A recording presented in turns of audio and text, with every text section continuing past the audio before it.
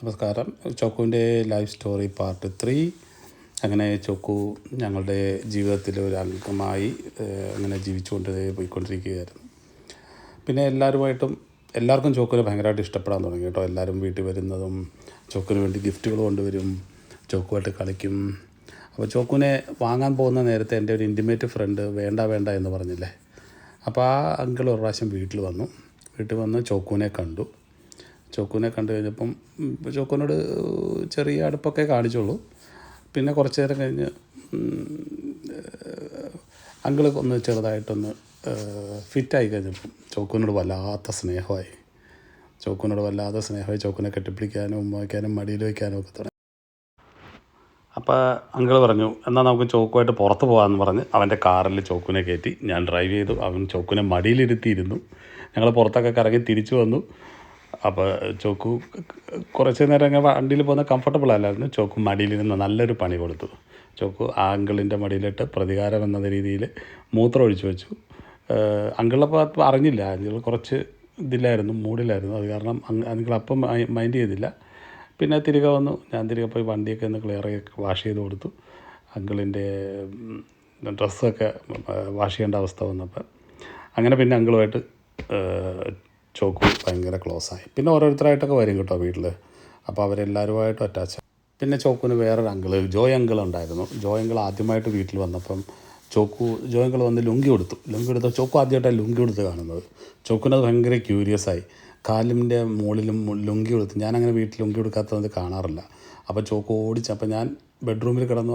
അവർ പുറത്തായിരുന്നു, ഫോണിലൊക്കെ സംസാരിക്കുമായിരുന്നു.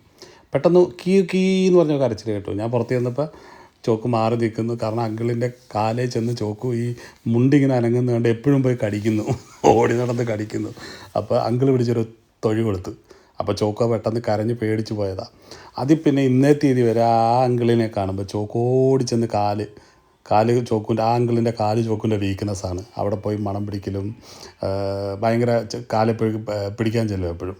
അന്നത്തെ ആ ഒരു എന്താ പറയുന്നത് ലുങ്കി കഥയുടെ ഭാഗമായിട്ട് ചോക്കു ആ ഒരു ചടങ്ങ് ഇപ്പോഴും. പക്ഷേ ഇവരെല്ലാവരെയും കാണുമ്പോൾ എത്ര നാൾ കഴിഞ്ഞ് കണ്ടാലും ചോക്കുവിൻ്റെ ഒരു പ്രത്യേക സ്നേഹമാണ് കേട്ടോ. അങ്ങനെ എല്ലാവരും വീട്ടിൽ വരും. ചോക്കു അവരുമായിട്ട് വളരെ അടുത്തു. ഞങ്ങളുടെ ഇവിടെയുള്ള സ്ഥലത്ത് മലയാളികളിൽ ആകെ പട്ടികളുള്ളൊരു വ്യക്തിയായി ഞാൻ മാറി. അപ്പോൾ എല്ലാവർക്കും തന്നെ ചോക്കു പെറ്റാകാൻ തുടങ്ങി. ചോക്കു അങ്ങനെ എല്ലാവരുടെയും ഭയങ്കര ഇതായി.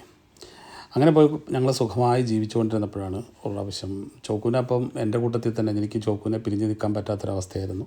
അങ്ങനെ ഇതപ്പോൾ ചെറിയ ഒരു ഹെൽത്ത് ഇഷ്യൂസ് ഉണ്ടായി. എനിക്ക് ഹോസ്പിറ്റലൈസ്ഡ് ആവുന്നൊരു സിറ്റുവേഷൻ വരുന്ന സമയത്ത് ഞാൻ പെട്ടുപോയി. കാരണം എനിക്ക് ചോക്കുവിനെ ആരെ ഏൽപ്പിച്ചിട്ട് പോകാൻ പറ്റില്ല. അപ്പോൾ എൻ്റെ അടുത്ത അപ്പാർട്ട്മെൻറ്റിൽ ദീപു എന്ന് പറയുന്നൊരു സുഹൃത്തുണ്ട്, അനിയനെ പോലെ കാണുന്ന. അപ്പോൾ അവൻ ചോക്കുമായിട്ട് വളരെ അടുപ്പമായിരുന്നു. ചോക്കു അവൻ്റെ വീട്ടിൽ പോകും, അവിടെയൊക്കെ കംഫർട്ടബിളായിരുന്നു ചോക്കുവിന്. അങ്ങനെ ചോക്കുവിനെ ഏൽപ്പിച്ച് ഞാൻ ഹോസ്പിറ്റലിൽ പോയി 3-4 ദിവസം ഹോസ്പിറ്റലൈസ്ഡായി. അത് ഡിസ്ചാർജായി ഞാൻ സ്പീഡിൽ റെസ്റ്റ് പോലും എടുക്കാതെ ആദ്യമേ തിരിച്ച് വന്ന് ചോക്കുവിനെ കാണുകയാണ് ചെയ്തത്. ചോക്കുവിനെ കണ്ടപ്പോൾ ചോക്കുവിൻ്റെ സ്നേഹം എനിക്ക് സഹിക്കാൻ പറ്റിയില്ല. അത്ര സ്നേഹമായിരുന്നു ചോക്കുവിനെ. എന്നെ കണ്ടിട്ട് പ്രാന്തിളകിയ പോലെ എൻ്റെ മേത്തൊക്കെ കയറി. അന്നാണ് ഞാൻ റിയലൈസ് ചെയ്തത് അൺകണ്ടീഷണൽ ലവ് എന്താണെന്നുള്ളത്. പിന്നെ ചോക്കുമായിട്ട് വീട്ടിൽ വന്നു. അപ്പോൾ എനിക്ക് റെസ്റ്റായിരുന്നു. അപ്പം എൻ്റെ കൂട്ടത്തിലുള്ള ഫ്രണ്ട്സാണ് ചോക്കുവിനെ നോക്കിയിരുന്നത്.